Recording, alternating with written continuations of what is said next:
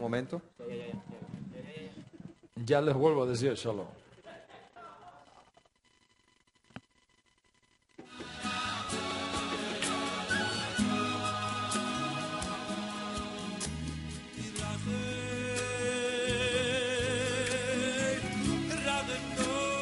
Rajem.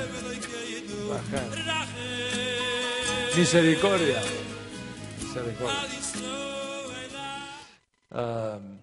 Queremos dar la bienvenida a todos, no solo los que están presencialmente aquí hoy en el Centro Hebraico Benediction de Miami, Florida, sino también a todos nuestros hermanos y hermanas a lo largo y ancho de Iberoamérica que comparten con nosotros la riqueza de este Shabbat.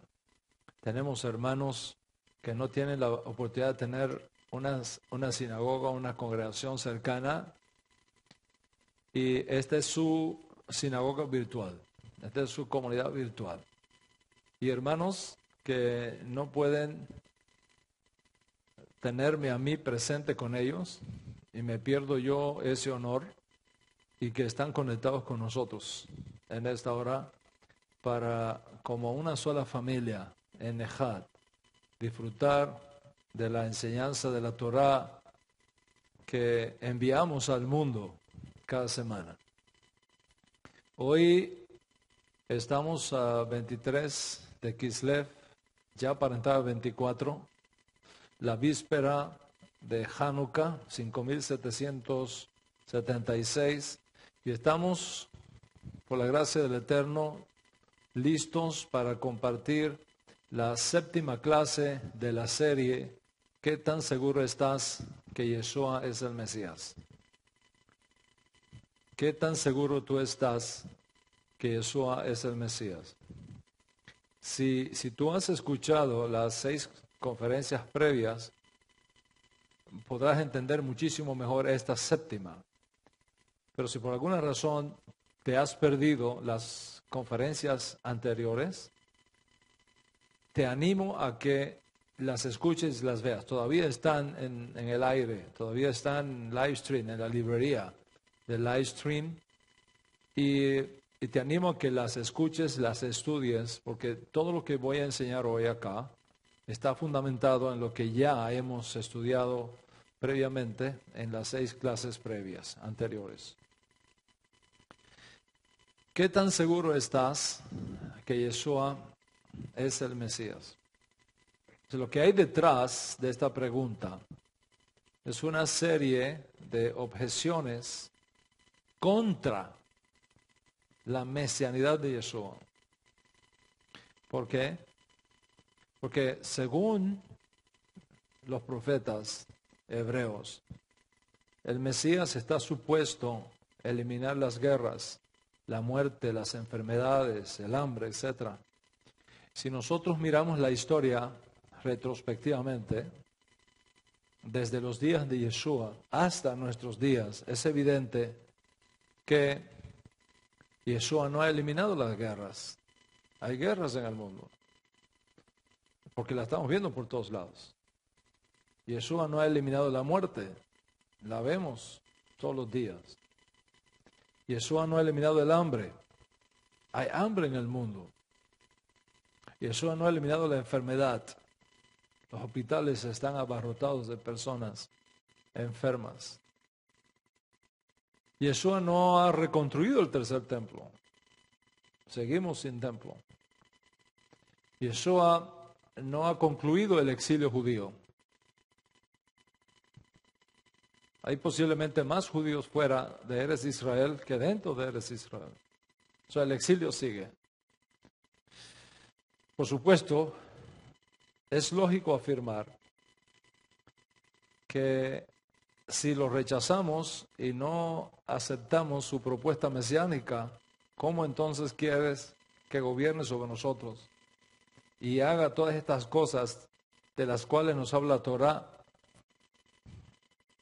que tiene el Mesías que hacer? O sea, ¿cómo podemos exigirle a Yeshua que haga todas esas cosas cuando le hemos dicho en el rostro, ¿quién te ha puesto sobre nosotros como gobernante y juez?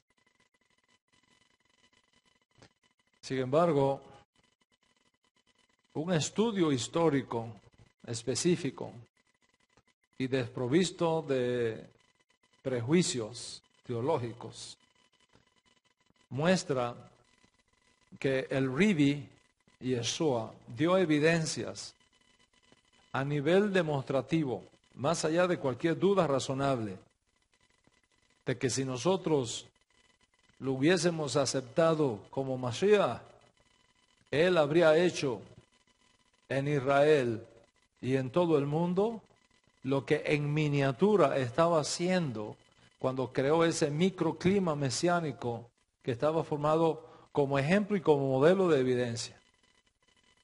Porque si tú estudias nuestras fuentes antiguas, verás que donde quiera que estuvo Yeshua no había hambre. Donde estuvo Yeshua no había enfermedad. Donde estaba Yeshua no había demonios. Donde estaba Yeshua no había muerte. Los enfermos son limpiados, los ciegos ven, los cojos andan, los pobres son bendecidos, los alejados de la Torá están regresando. Y a esos que en sus días tenían en su mano la autoridad para declararlo Mashiach, lo rechazaron.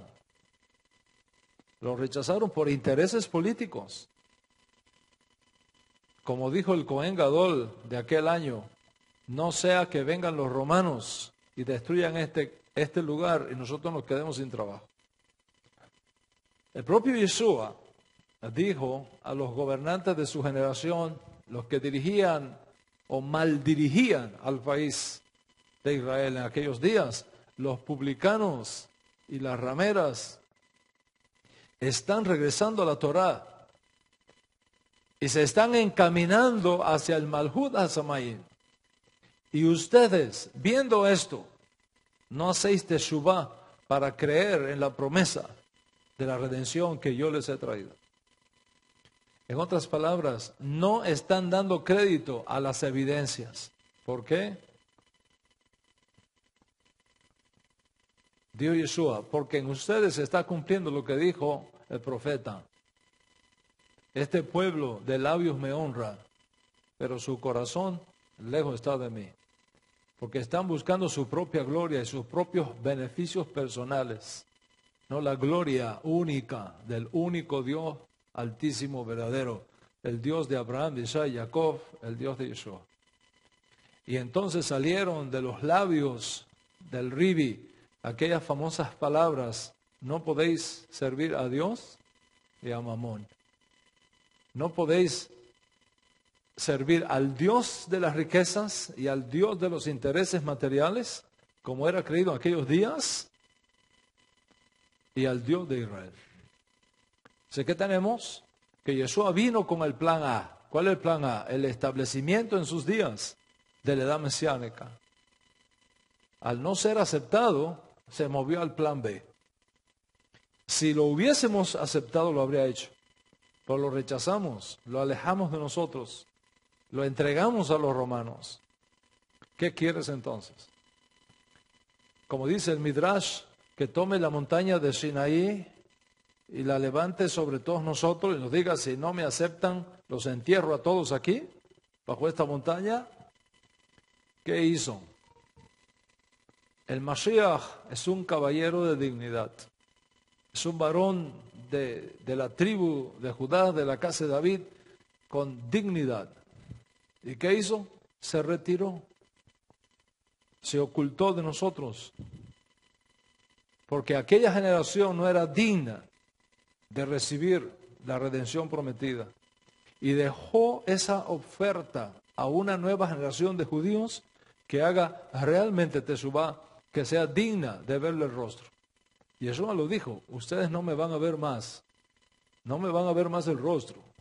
Me voy a esconder de ustedes. No me van a ver más. Hasta que digáis: bendito el que viene en el nombre del Eterno.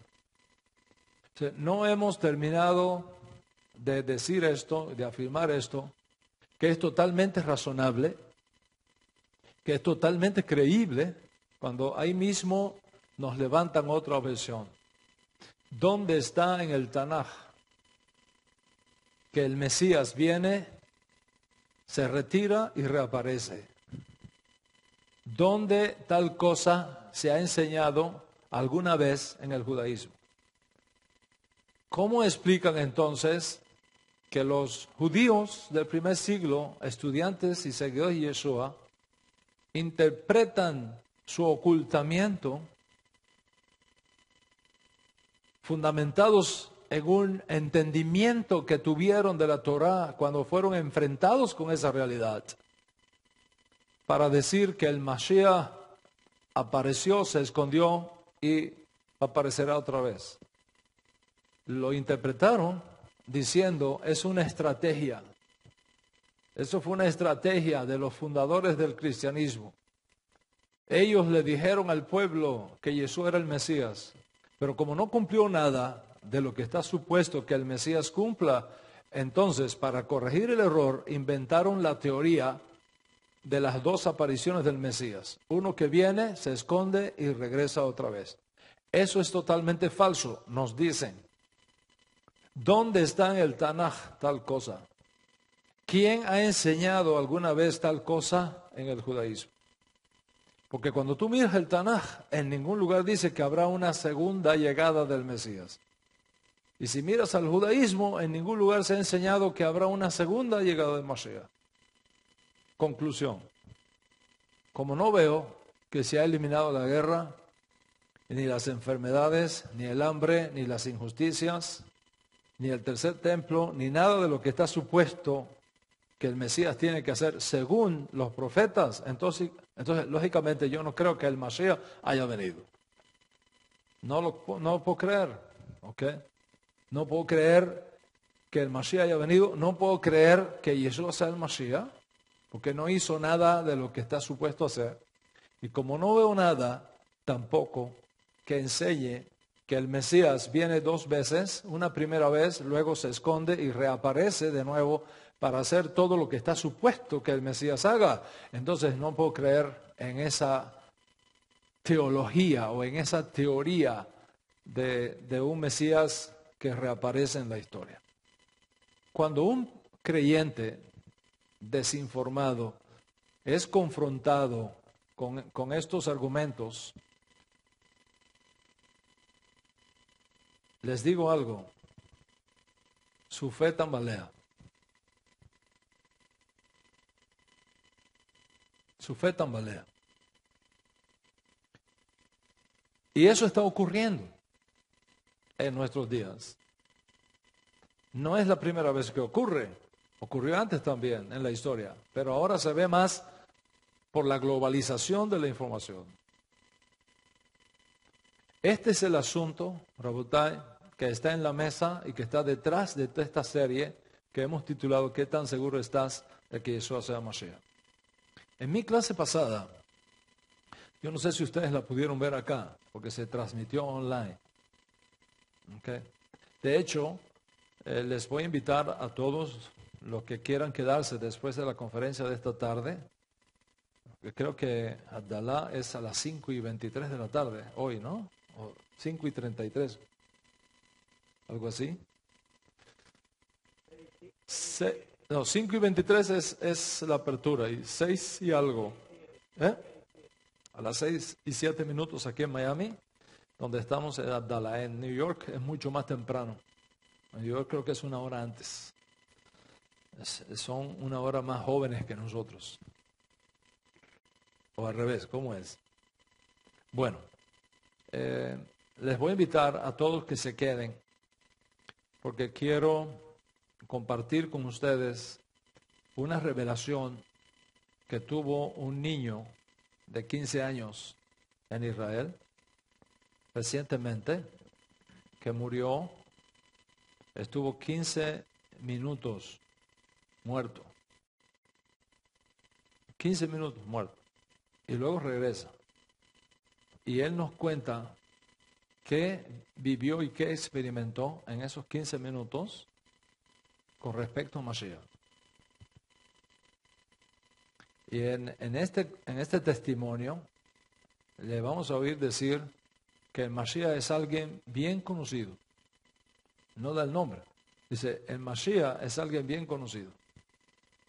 Y nos dice otra cosa más interesante. Dice, nuestro pueblo se va a quedar asombrado cuando vean quién es. Es decir, ese es el Mashiach. Así que si ustedes me aguantan hasta tarde, se quedan aquí que vamos a hablar de ese testimonio. Después de la conferencia. Sí, después de la conferencia. Los valientes del Centro Cultural Venecio. Bueno, este es el asunto que está en la mesa. Les decía que en mi clase pasada tuve el honor de entregar desde la comunidad Bene Abraham de Nueva York. Expliqué dos hechos paralelos que han venido teniendo lugar en la historia. Esta clase pasada es bien tensa, bien densa. Y es una clase pesada por el tipo de información que tiene. Pero hay cosas que para entenderlas tenemos que entrar en cierta profundidad. Y yo les animo a todos a que con calma puedan sentarse en su casa y mirar bien la clase pasada, debido a la importancia que tiene. Pero yo explicaba, y voy a resumirlo, yo explicaba en la clase pasada dos hechos paralelos que han venido teniendo lugar en la historia. Primeramente, el surgimiento del cristianismo niceano, vamos a ponerlo de esa forma, del cristianismo niceano, como la secta cristiana que triunfa sobre el resto de las sectas cristianas de fines del primer siglo y comienzos del segundo y tercer siglos. Para el cristianismo niceano hay una doctrina cardinal, lo que se ha dado en llamar históricamente la doctrina de la sucesión apostólica. Y quien no forme parte de esa cadena de la sucesión apostólica es simplemente o un hermano separado o un hereje. Pero es interesante que al mismo tiempo que eso está sucediendo en el cristianismo niceano, paralelamente está surgiendo el judaísmo que llamamos aquivano, porque tienen el rabí Akiva, su padre intelectual, estableciéndose como la secta judía que logra triunfar sobre el resto de las sectas judías del primer siglo y comienzos del segundo, quienes crearon también una sucesión rabínica. Entonces es muy interesante, porque así como el cristianismo niceano creó la sucesión apostólica, y quien no forme parte de esa línea, de esa cadena de sucesión apostólica, es un hereje, es un sectario, se ha ido, ha abandonado el camino central. Así también se da con el judaísmo aquivano, una sucesión rabínica que conecta a los sabios del Talmud con Moshe Rabenu. Y por tanto, toda creencia o toda práctica judía que no se ajusta a los principios y postulados del judaísmo aquivano vía la Mishnah, vía el Talmud, se ha desviado del camino y es visto como una secta que se ha desviado del judaísmo. Esto es lo que explica por qué para los cristianos toda enseñanza y práctica tiene que ser justificada por las evidencias y argumentos derivados de la Santa Iglesia Apostólica y Romana. Si no está apoyado por el magisterio eclesiástico, se considera una secta hereje o hermanos separados. Por ejemplo, Los judíos nezaritas fueron declarados herejes por los padres de la iglesia. ¿Por qué? ¿Por qué fueron declarados herejes? Porque guardaban el Shabbat, guardaban la circuncisión, es decir, la ley judía. Asunto que la iglesia declaró anulados y superados por el cristianismo. Pero en la otra historia paralela, los rabinos que continuaron estudiando el Talmud llegaron a la conclusión que cualquier halajá o cualquier creencia o práctica judía tiene que estar justificada por las evidencias y por los argumentos derivados del Talmud. Si no tiene fundamento en el Talmud, no sirve. Es una desviación del judaísmo en el mejor de los casos o una herejía en el peor. En otras palabras, para el judaísmo aquivano, solo el Talmud y exclusivamente el Talmud, especialmente el Talmud Babli, es el más autorizado y es la fuente máxima de autoridad para el judío, haciendo de esta manera, de esta secta sobreviviente del segundo templo, la única secta válida para el pueblo judío. ¿Qué pasa? Luego de varios siglos de encontrar solamente en el Talmud Babli respuestas a las preguntas, era lógico que su autoridad se fuera imponiendo en todo el mundo judío de la época. Como dice el dicho popular, crea fama y acuéstate a dormir. Una vez el pueblo judío se acostumbró a buscar respuestas a sus preguntas y encontrar respuestas a sus inquietudes en el Talmud Babli, comenzó a imponerse por todos lados. Las cosas comienzan a cambiar, no obstante, cuando al paso de los siglos, sin la conclusión del exilio,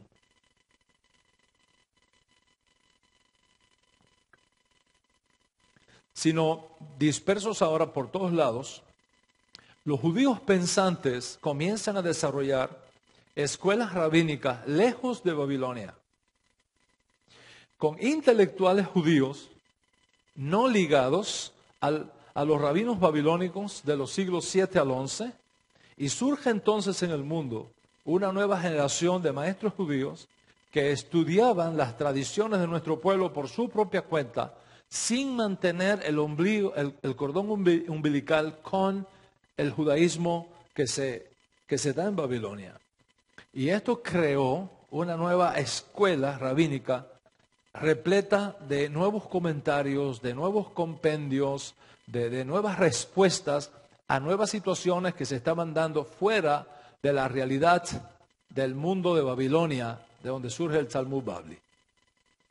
Imagínate entonces lo que significa 1500 años produciendo comentarios sobre el Talmud y produciendo comentarios de los comentarios del Talmud, resolviendo contradicciones internas, derivando ideas nuevas para solucionar nuevos problemas no conocidos por los antiguos que se iban presentando, y miles de respuestas rabínicas a preguntas de todo tipo que surgían por todos lados.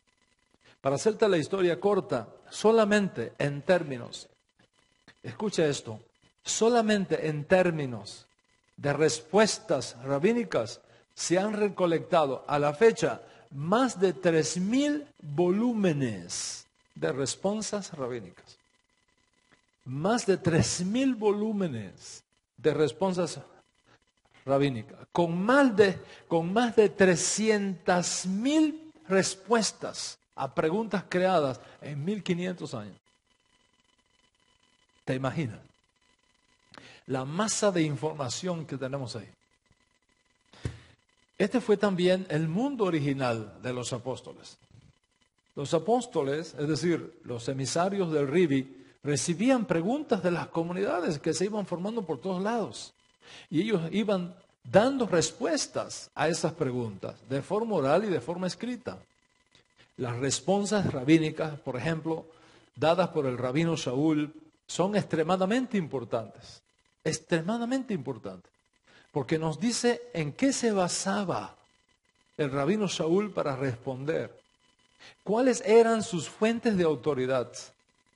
¿Y cómo es realmente la halajá que se creó en sus inicios, que nos permiten encontrar la metodología apropiada para responder caso por caso, respuestas a interrogantes nuevas, a desafíos nuevos y a nuevas incertidumbres que de cuando en cuando iban apareciendo en el camino.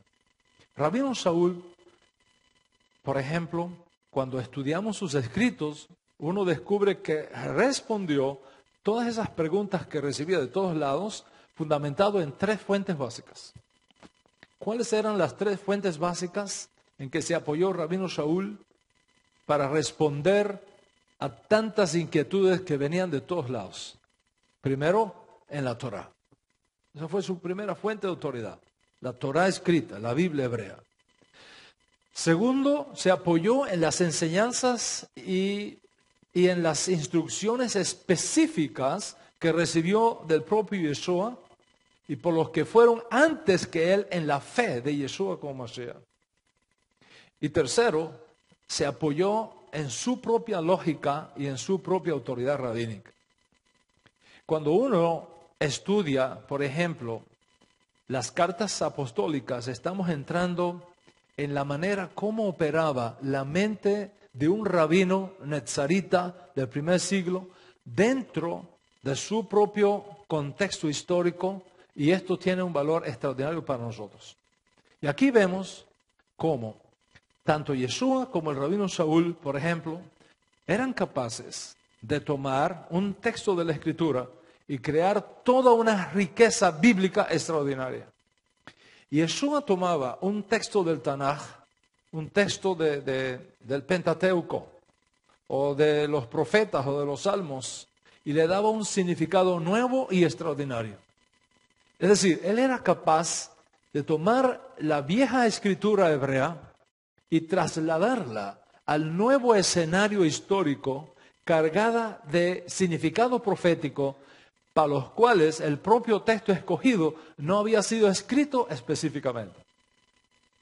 Y lo mismo hicieron sus apóstoles, que fueron entrenados por el propio Yeshua. Y eso era lo que hacía el rabino Saúl de Tarso, un erudito fariseo de la academia de Hillel de Babilonia.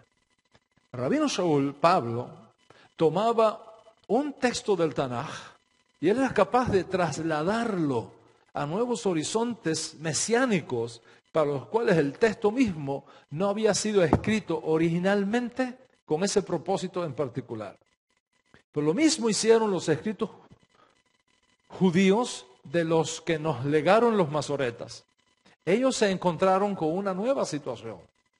¿Cuál era la nueva situación? Yeshua muere sin establecer la edad mesiánica. Yeshua muere y no estableció la edad mesiánica. ¿Qué vamos a hacer con esto? ¿Cómo vamos a interpretar esto?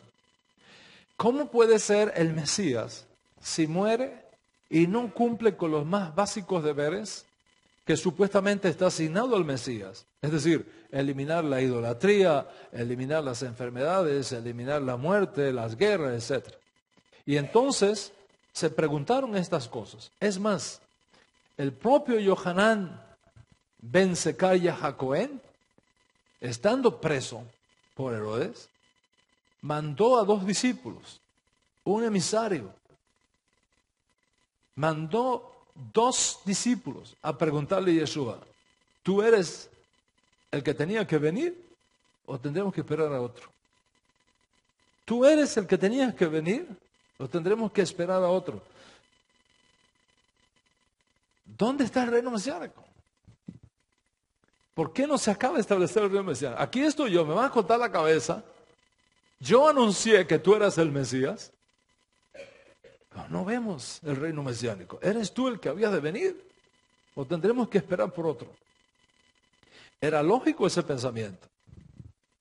Y además de esto, Yeshua se retiró de ellos y prometió aparecer en otro momento, en otra generación de judíos, que fuera digno de recibirlo. ¿Cómo es esto? ¿Cómo vamos a interpretar esto? ¿Dónde está tal cosa en el Tanaj? ¿Dónde está esta idea en el judaísmo? Los rabinos babilónicos y los que vinieron después se vieron en las mismas condiciones. ¿Por qué? porque ellos fueron confrontados con nuevas situaciones. Y los rabinos antiguos fueron capaces de tomar un texto y trasladarlo a un nuevo significado, a un nuevo escenario, aplicando el texto en un nuevo sentido para el cual el autor original no lo había escrito. En otras palabras, la mente rabínica, Moray Berrabotai, la mente rabínica entrenada en el estudio de la Torá, es capaz de derivar un nuevo entendimiento de un texto de la Torá que nunca antes había sido conocido de esa manera. Yeshua en sus días lo había dicho de esta forma: un buen maestro de Torá, dijo el Ribi, un buen maestro de Torá es capaz de sacar de la Torá cosas nuevas y cosas viejas. El Zohar, por ejemplo, el compendio más importante de la mística judía, va a decir lo mismo 12 siglos después. Minin hadatin beatikin, que quiere decir sacar palabras nuevas y sacar palabras viejas. Y fundamentado en el método antiguo de interpretación de la Torá, un rabino es capaz de abrir la escritura, mencionar detalles minúsculos, pero que son extremadamente importantes, que normalmente no son vistos por la mente común y corriente, y crear a partir de allí una revelación de la Torá que te hace arder el corazón. Yeshua era de esa generación de rabinos. Yeshua era capaz de tomar la escritura y encontrar en Moisés, de encontrar en los salmos y de encontrar en los profetas cosas que de él decían. Y cuando sus estudiantes escuchaban esas clases, se quedaban atónitos, con la boca abierta. Se habían encontrado con una revelación de la Torá que nunca antes se le hubiera ocurrido a cualquiera de su generación, pero que estaba allí, escondida en el texto, esperando su interpretación. Y la respuesta que nosotros encontramos en nuestros libros no se hace esperar. Aquellos que oyeron una clase de Torá dada por Yeshua, al concluir, no podían sino decir: no ardía nuestro corazón cuando nos abrían las Escrituras. No ardía nuestro corazón cuando nos abrían las Escrituras. Es por eso, Moray Berrabotai, que en la mente judía de los maestros antiguos, la Torá es un diálogo continuo que tiene como objetivo preservar, por un lado, lo que los santos hombres de Dios nos dieron cuando hablaron inspirados divinamente, y por el otro, traer una nueva revelación que, preservando la tradición por un lado, traiga por el otro sentido y esperanza al momento presente, cuando una nueva situación se ha levantado que no había sido conocido previamente. Y es por eso que los intérpretes antiguos, incluyendo los rabinos nezaritas y los rabinos talmúdicos y sus hijos, tenían libertad para estudiar un texto de la Torá, mirar un texto de la Torá y buscarle 70 explicaciones diferentes. Incluso arreglando los textos y cotejándolos con nuevas estructuras de significado, con la mira de responder de forma judía a los nuevos desafíos que las nuevas situaciones cambiantes iban dando. Basta que tú abras una página del Talmud y verás cómo está saturada de comentarios, de comentarios, de comentarios y más comentarios que nos conectan 1500 años de pensamiento rabínico de cómo se debe acercar uno al estudio de la Escritura. Y cada generación recibe esa tradición, pero no la recibe de forma pasiva, la recibe de forma dinámica. Es decir, la comenta y le encuentra nuevas vías de revelación para la nueva situación que se va presentando en el camino. Entonces, al estudiar estas cosas, nosotros seguimos dialogando con nuestros sabios antiguos Y cómo entender que lejos de argumentar con la Torá, su motivación sagrada es proteger la Torá y sacar de la Torá y de la tradición nuevas ideas que puedan responder de forma judía a los desafíos que los cambios en el tiempo van presentando a la comunidad judía. Visto así, ningún argumento termina nunca, sino que solamente deja espacio para nuevas y complejas preguntas sobre la ley judía que a cada generación le corresponde analizar y responder. Solo cuando tú entiendes esto, comprenderás que no estamos hablando aquí, Moray Berrebotay, no estamos hablando aquí de una probeta de laboratorio, donde tiene que ser como tiene que ser y de lo contrario no es. Así no funciona la mente rabínica. No hay patrones fijos, no hay leyes axiomáticas, no hay respuestas automáticas para decir, ahora esta idea es correcta, esta interpretación es falsa. Cuando del honor de la Torá se trata, como es el caso del corazón de los rabinos antiguos y de los intérpretes antiguos, no podemos castigarlos a ellos con nuestra mentalidad moderna y criticarlos de falsos y de herejes y de manipulación de texto y de inventar texto. Porque en la mente rabínica antigua, la respuesta verdadera siempre va a surgir en un proceso de argumentación que se apoya, en estos casos, en la Torá escrita. En otros casos, se apoya en la Torá oral. En otros casos, en las leyes de interpretación de la Torá. En otros casos, en sentencias previas del Talmud. En otros casos, en sentencias previas de algún rabino anterior considerado una autoridad que soporte esa respuesta. El judaísmo nazarita, con su máximo representante, Yeshua el Mesías, propone a Israel un punto de vista que representa, desde nuestra perspectiva, el mejor entendimiento posible de la Torá y de que, por tanto, Dios Altísimo está demandando de cada uno de nosotros un acercamiento responsable a esa propuesta. Me identifico totalmente con unas enseñanzas dadas por una mente judía moderna, en el sentido de que excluir las enseñanzas del Ribi, de la Mishnah y del Talmud fue uno de los más graves errores que cometieron los rabinos antiguos. Un grave daño para Israel. Y dejó abierto el espacio para que sucedieran entonces corrupciones cristianas que vinieron después. Lo que estoy tratando de decirte es que la sinfonía judía nunca va a estar completa sin la voz de Yeshua. La sinfonía judía de la historia, esa orquesta sinfónica judía de la historia, no va a estar completa sin Yeshua y sin los estudiantes originales de Yeshua. Y parte de nuestra misión en esta tierra, en nuestra generación, consiste precisamente en proponer un enorme tikkun olam para que esa voz de Yeshua sea escuchada de nuevo y respetada en su contexto judío, no en un contexto no judío, en su contexto judío, no manipulada, extraña y corrupta, sino como en efecto lo es una voz judía venida del cielo, venida de Moshe, venida de los profetas.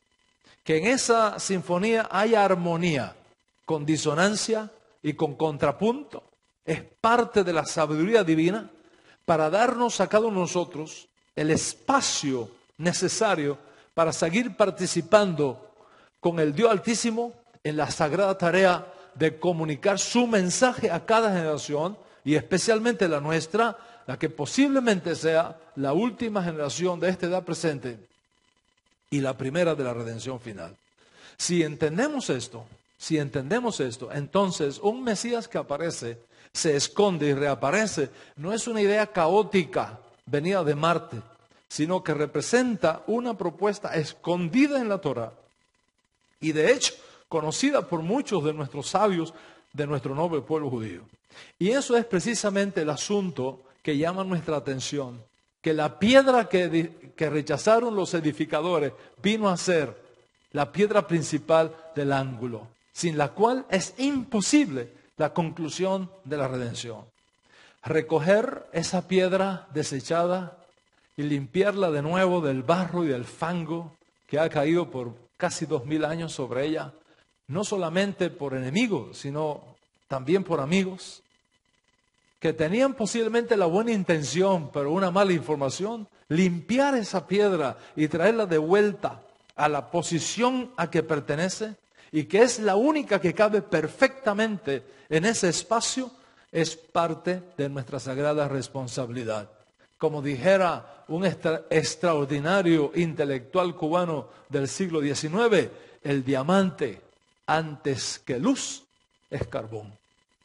Yeshua es, Rabanán Rabotay, el eslabón perdido en el Talmud. Yeshua es el eslabón perdido en la Mishnah.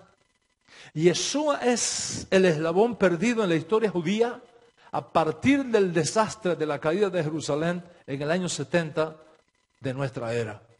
Y este eslabón es la obra divina que necesita de una forma de expresión judía novedosa que no niegue la multiplicidad caótica de muchas de nuestras fuentes textuales, pero que al mismo tiempo, si usamos las herramientas adecuadas, nos va a permitir de nuevo escuchar la voz del Maestro en una vibración, en una energía y en una armonía de redención tan extraordinaria que va a traer a todos, judíos y no judíos, de retorno a sus pies para beber del polvo levantado en su camino al trono de Israel, las riquezas de la Torá pristina que salió de sus labios y que siguió y seguirá siendo siempre nuestra marca maestra y nuestra brújula segura hacia el puerto de la redención final.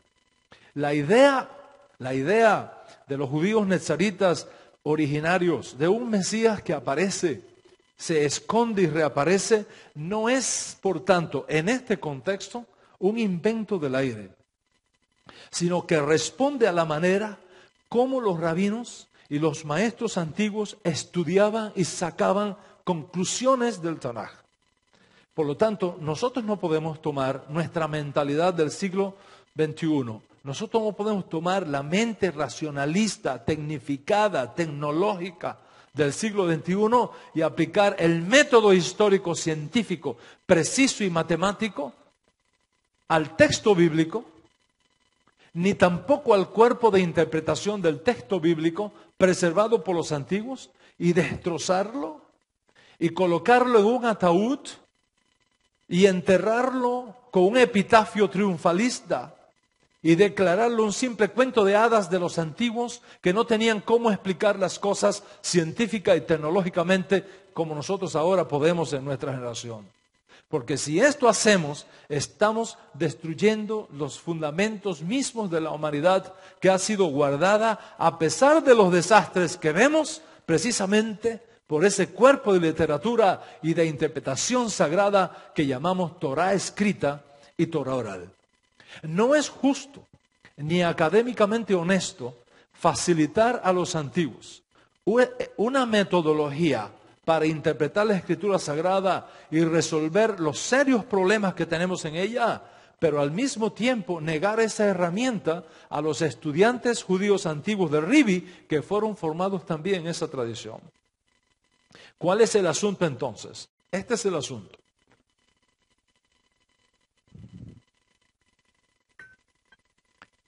Si Yeshua no cumplió con ninguna de las exigencias mesiánicas evidentes, y si en ningún lugar del Tanaj ni el pensamiento judío subsiste la idea de un Mesías que aparece, desaparece y reaparece de nuevo, ¿cómo puedo aceptar una base confiable y creíble de que Yeshua es el Mesías? ¿Ves el argumento? Lo voy a repetir. Si Yeshua no cumplió con ninguna de las exigencias mesiánicas evidentes, Y si en ningún lugar del Tanaj, es decir, de la Biblia hebrea, ni en el pensamiento judío subsistiera la idea de un Mesías que aparece, desaparece y reaparece de nuevo, ¿cómo puedo aceptar sobre una base confiable y creíble que Yeshua es el Mesías? La respuesta es que la idea de un Mesías que aparece, se esconde y reaparece para concluir su misión mesiánica, dejada en suspenso, no es un disparate teológico.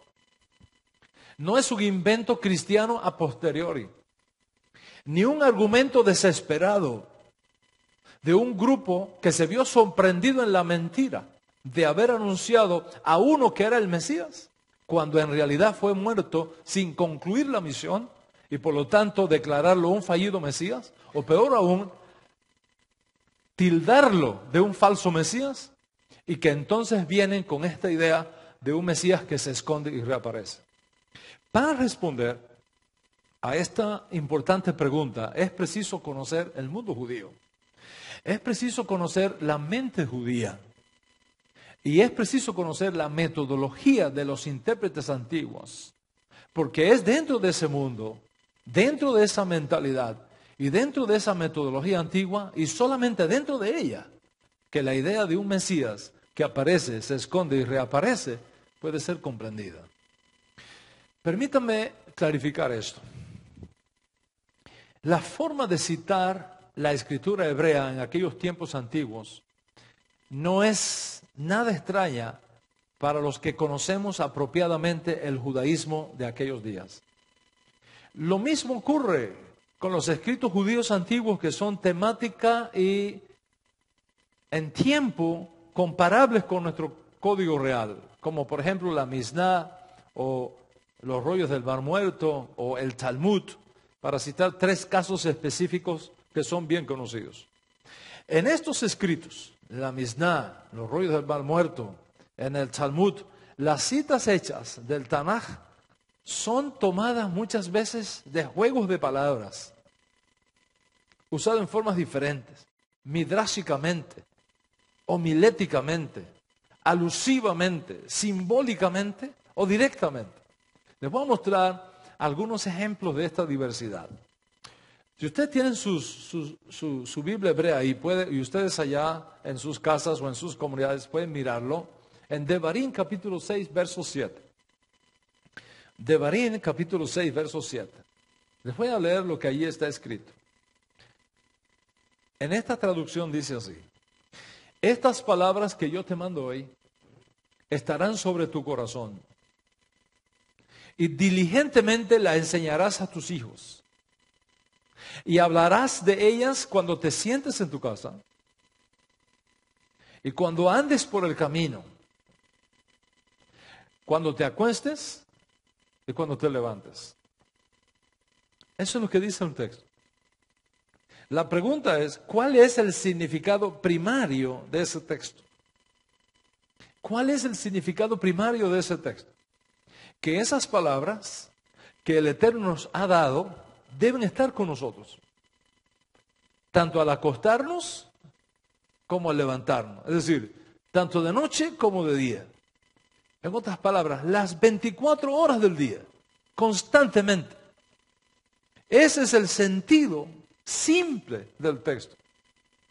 ¿Qué os parece que en una discusión rabínica del siglo III se discute si en un periodo de 24 horas el Shema puede ser confesado por primera vez al caer la tarde o al despuntar el alba? Después de mucha discusión, los sabios del Talmud llegan a la conclusión de que en un ciclo de 24 horas, al anochecer se confiesa el Shema la primera vez y al amanecer se confiesa el Shema la segunda vez. ¿Qué evidencia encontraron los rabinos talmúdicos para llegar a esa halajá? El Talmud, en el tratado Berajot 2a, cita de Devarim capítulo 6, verso 7 como un texto prueba para establecer el principio de que el Shema debe ser confesado primero en la noche y luego en la mañana, porque el texto dice al acostarte y al levantarte. En otras palabras, los sabios talmudistas vieron el horario de confesión del Shema en Devarim, capítulo 6, verso 7. Ahí lo vieron, lo cual desde nuestra mentalidad moderna no tiene nada que ver con los horarios para confesar el Shema. ¿Qué otro texto prueba aporta el Talmud para establecer que el Shema debe ser confesado primero en la noche y luego en la mañana y no al revés? El texto de Génesis capítulo 1, verso 3, donde dice, y llamó Dios a la luz día, y fue la tarde y la mañana, día 1. Entonces, los sabios del Talmud, para confirmar su enseñanza, afirman que la frase tarde y mañana, día 1, es una referencia, es una alusión al Shema y al horario y orden en que hay que decirla. Es decir, confesarla primero en la tarde y después en la mañana. Piensa en eso. Piensa en eso. Originalmente, según la misma fuente talmúdica, el Shema consistía solamente de Deuteronomio capítulo 6, verso 4. Eso era todo. Y luego, posiblemente, se acompañaba de la confesión de los 10 mandamientos.